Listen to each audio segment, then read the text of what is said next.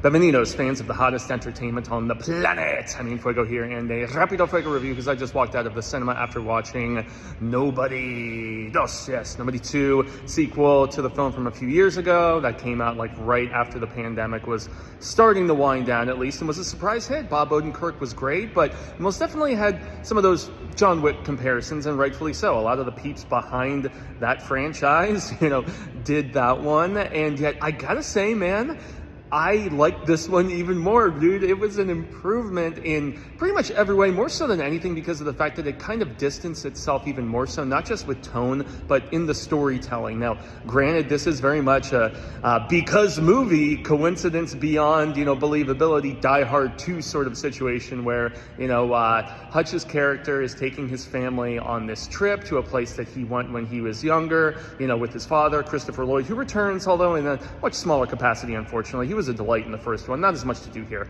But they go to this vacation destination in the Midwest, and lo and behold, it just so happens to be a place where Sharon Stone brings money and drugs and biological weapons, all kinds of crazy shizzle down from up in Canada. And so she's pretty one note. I can tell she's having some fun playing a villain in this. She doesn't really show up till in the back half of the film. The real villainous presence in this that surprised the hell out of me was Tom Hanks' kid Colin. Man, the only thing I really remember him from is Orange County with Jack Black, but he is a douche bizzle in this, man. He is just wretched, and he's looking more and more like his father. It was just tripping me out as he was being such a sinister piece of crap. But so I mean, down to the interview situation, with federal agents at the very beginning of the movie, which they did the same thing with in the original. This, in some aspects, is kind of a plug and play situation, but I like the fact that this time, it's not Russians, which, only furthered the Wick comparisons. I like the fact that